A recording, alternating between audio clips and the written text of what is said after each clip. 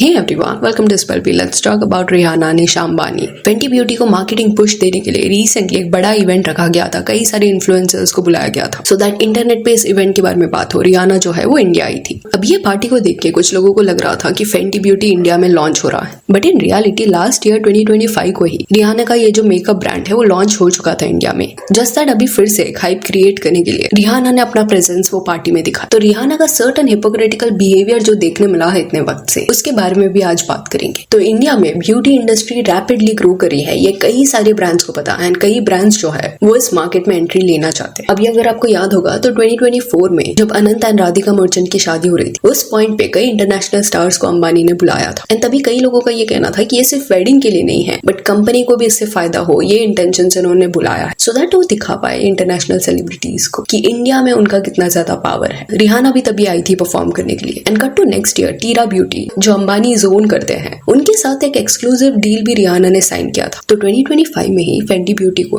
Rihanna ने India में launch कर दिया था एंड अभी इस पॉइंट पे इट सीम्स एज इफ कि फिर से एक मार्केटिंग टाइप का इवेंट हो रहा है। इंटरनेट पे ऑलरेडी आपने कई रील्स देखे होंगे जहाँ पे ईशा अंबानी एंड रिहाना साथ में देखने मिल रहे हैं। जानवी कपूर भी वहाँ पे थी, देन औरी एंड कई सारे इन्फ्लुएंसर्स भी इस पार्टी में इनवाइटेड थे। कुछ मोमेंट्स थोड़े ऑकवर्ड थे because it felt as if कि जस्ट वे से ये पार्टी को ऑर्गेनाइज किया गया था वो थोड़ा ईशा अंबानी के लिए डिफरेंट था, आउट ऑफ प्लेस वो दिखाई दे रही थी, बट बहुत अमेजिंगली इसको एग्जीक्यूट उन्होंने किया है, ये बोलना पड़ेगा। अभी बात करें रिहाना के बारे में, तो वेस्ट की जो सर्टेन ऑडियंस है वो तो काफी सालों से इसके अराउंड डिस्कशन कर रही है कि कैसे रिहाना का स्टांस बहुत ज्यादा हिपोक्रेटिकल देखने मिला है। तो फेंटी ब्यूटी के बारे में जब भी रिहाना ने उसकी टीम बात करती है तब ये चीज वो लोग हाईलाइट करना नहीं भूलते कि ये जो उन्होंने ब्रांड बनाया है वो क्रुएल्टी फ्री है। They pretend that they care कि उन्हें ऐसा कुछ भी नहीं बनाना जिससे पेन इन्फ्लिक्ट हो किसके ऊपर। बट क्या ये जेन्युइनली आपका थॉट है आपके ब्रांड के पीछे कि जस्ट बिकॉज ये ट्रेंडिंग है, इस चीज का डिमांड है, इसलिए बोलने के लिए आप बोल रहे हो? इस पॉइंट पे वी ऑल नो दिस कि clean, vegan and cruelty free products जो है वो लोग प्रिफर करते हैं एंड इसी रीजन से कई ब्रांड्स जो है वो इवन इफ कंप्लीटली ऐसे मैसेज को फॉलो नहीं करते होंगे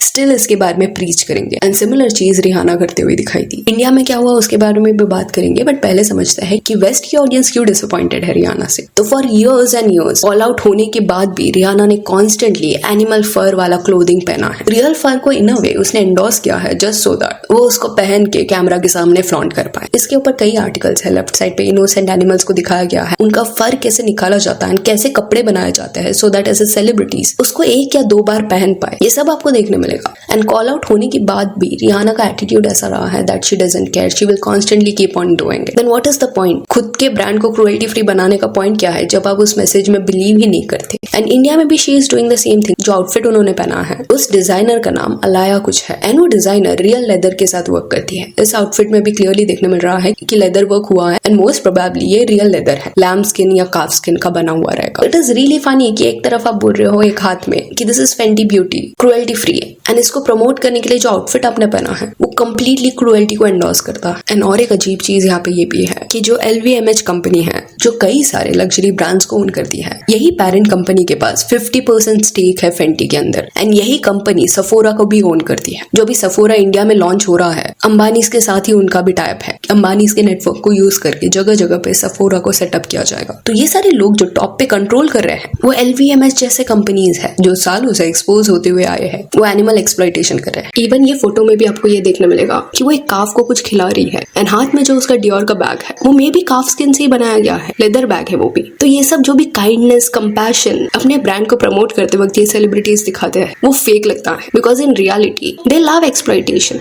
and hence it is important कि हम इसके बारे में बात करें सो दैट आगे से कोई भी सेलिब्रिटी अगर इस मार्केट को टैप करना चाहता है तो उन्हें ये रियलाइज हो कि जो वो प्रीच कर रहे हैं वो एक्चुअल में वो भी एग्जीक्यूट करे। ऐसे डबल स्टैंडर्ड्स पे लोग बिलीव नहीं करेंगे एंड चेंज तभी आएगा जब आप कॉन्स्टेंटली कॉल आउट करोगे। सी यहाँ पे कोई ये नहीं बोल रहा कि इसको खरीदो इसको मत खरीदो, बट बी इन्फॉर्म्ड कि क्या एक्चुअल में से ब्रांड्स क्रुएल्टी फ्री होते हैं जिनके खुद के ओनर एनिमल एक्सप्लॉयटेशन को पहन के फ्लॉन्ट करते हैं। That is just sad. And जब भी ऐसे इशू के बारे में बात होता है तब कई लोग कमेंट्स में ये बोलते हैं कि you all are being so extreme, इतना भी क्या जानवरों के बारे में बात करना। तो I have never understood this कि talking about exploitation is extreme, but अगर पेन इन्फ्लिक्ट किया जा रहा है जानवरों के ऊपर then that is normal.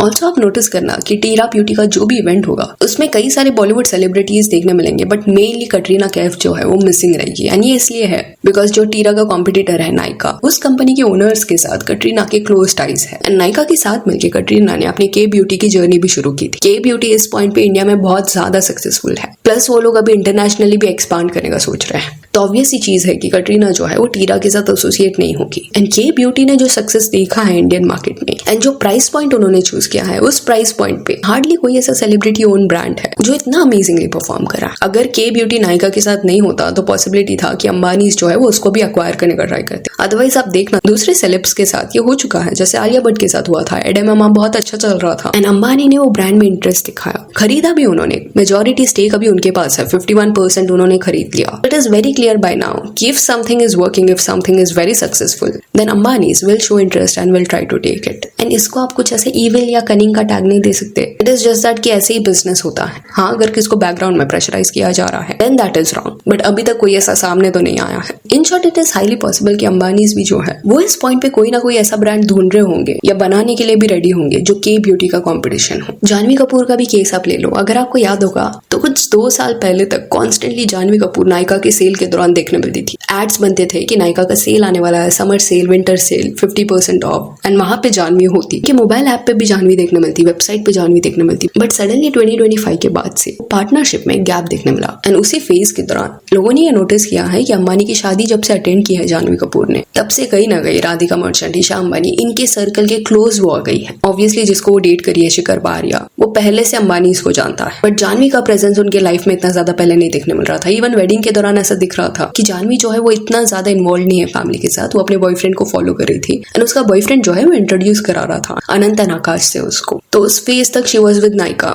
But धीरे धीरे करके जैसे अंबानी के साथ उसका बॉन्ड बनता गया, रिलेशनशिप बनता गया, तो उसके बाद इट सीम्स एज इफ कि टीरा ब्यूटी की तरफ से उसको ऑफर आया रहेगा दैट क्या वो नियर फ्यूचर में उनके साथ कोलैब करना चाहती है या उनके ब्रांड का फेस बनना चाहती है। एंड ऑब्वियसली अगर आप नायका का फेस हो तो आप टीरा ब्यूटी के इवेंट्स को अटेंड नहीं कर सकते। तो इट सीम्स एज इफ कि 2025 के बाद से कोई तो ऐसा डिसीजन लिया गया है जिस वजह से जानवी जो है वो नायका के साथ उसके बाद एसोसिएट होते हुए नहीं दिखाई दी। शर्वरी बाग जो है वो इसका फेस बनी एंड अभी इस साल टीरा ब्यूटी के इवेंट्स जानवी भी अटेंड कर रही है बिकॉज क्लियरली अभी वो कर सकती है। एंड इस पॉइंट पे इट फील्स एज इफ कि अंबानी जो है वो बॉलीवुड एक्टर्स को स्टोन्स की तरह कलेक्ट कर रहे हैं। रेयर भी नहीं बोला जा सकता बिकॉज उनके लिए ये सब एक्सपेंसिव नहीं है। अगर वो लोग सेलिब्रिटीज को रैंडमली किसी फंक्शन के दौरान इतने लोगों को बुला के डांस करवा सकते हैं तो सोचो अपनी कंपनी के लिए कितना एक्सक्लूसिव वे से वो डील साइन कर सकते हैं। Already Suhana Khan, KR. Advani and Kareena Kapoor क्योंकि फेस है टीरा ब्रांड के, तो वो लोग उनके साथ ही जुड़े हुए हैं। उनके अलावा मीरा कपूर जो है वो भी उनके साथ एसोसिएटेड है। अ काइंड ये जो ब्रांड है उसका इतना दो हाइप नहीं है, स्टिल एक्सक्लूसिविटी अंबानी ने वहां पे भी लेके रखा है। एंड देन अभी जानवी कपूर भी उनके साथ एसोसिएटेड। पॉसिबिलिटी है कि आगे जो भी फेंटी ब्यूटी का मार्केटिंग होगा